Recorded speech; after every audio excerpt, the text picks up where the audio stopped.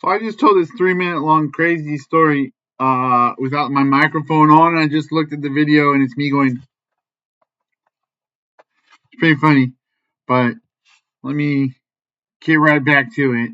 I'm a security guard at a country club. I'm working on a master's in business administration. I have some software programming training and some paralegal training underneath my belt, some different business experience, and I want to build our paralegal and IT and software connected set of business activities into kind of one thing where we help smaller to mid-range law firms access higher end legal technology that they themselves wouldn't probably set up on their own, but they can use us to hire our people who do paralegal work and access our technology that we keep together for their cases. So, but while I'm working on everything, I just need a job, so I'm a security guard. And these guys the other night came driving up the inbound lanes in reverse in a car. Boom! Hit the curb right in front of our little guard shack. Two of us were sitting. We were looking at something on the computer.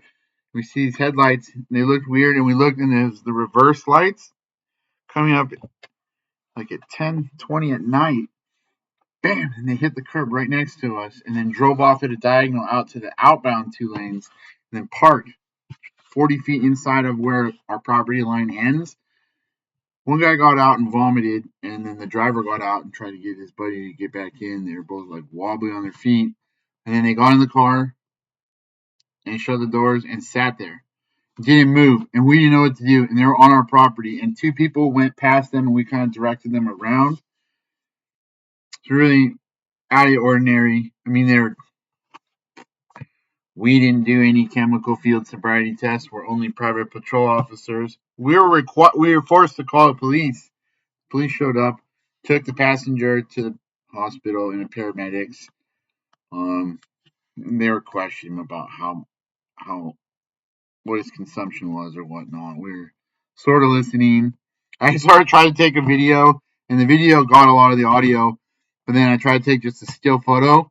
We were trying to be quiet in the guard shack, and I hit the little button on the camera, and it goes, it made this big loud camera noise, and the three of us start cracking up. We're like, oh god, they think we're laughing at them now too. They're gonna come back and retaliate for laughing at them.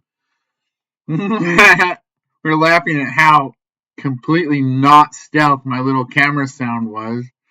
So I don't know. The guy getting the DUI. I've never done anything in my life to cause someone to get arrested.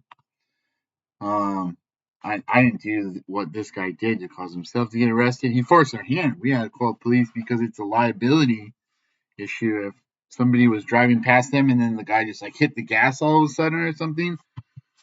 Being that oddball and erratic and then vomiting like that and being obviously wobbly on their legs, intoxicated, we just had to call the police and they showed up and they arrested the other guy. But the guy's like, driver's telling the cop, oh, you sound like a rookie. And the guy goes, well, I most definitely assure you I'm not a rookie.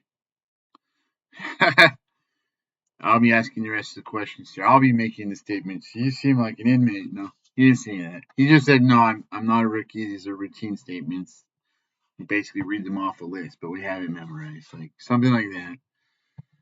The guy elected to stop doing the sobriety test and only cuffed him and took him. After I left, my other guards reported back to me. My buddies told me the next day, like what ended up all the way happening. I don't know. Odd. It was out of the ordinary. I mean, like in one way, like when I was in college on this little campus, my friends and I did stupid stuff like this. And it was a private campus. It's still illegal to drink on campus and drive like around, like driving on the sidewalks and stuff. Like we did dumb stuff, right? But I don't know. I got away with driving up the sidewalk one night. That's why watching this, I was like, oh man, like we just like clicked the little domino to set all this stuff in motion. Maybe both those guys will get sober though because of it. I haven't drank for 5 years. That's how I'm able to put my IT and my software and my paralegal stuff together, balance the job, and being an MBA. pay my bills and save some money. So you never know what the future brings. But that was just oddball. Driving up the inbound lanes in reverse and then hitting the curb. He's really forced our hand.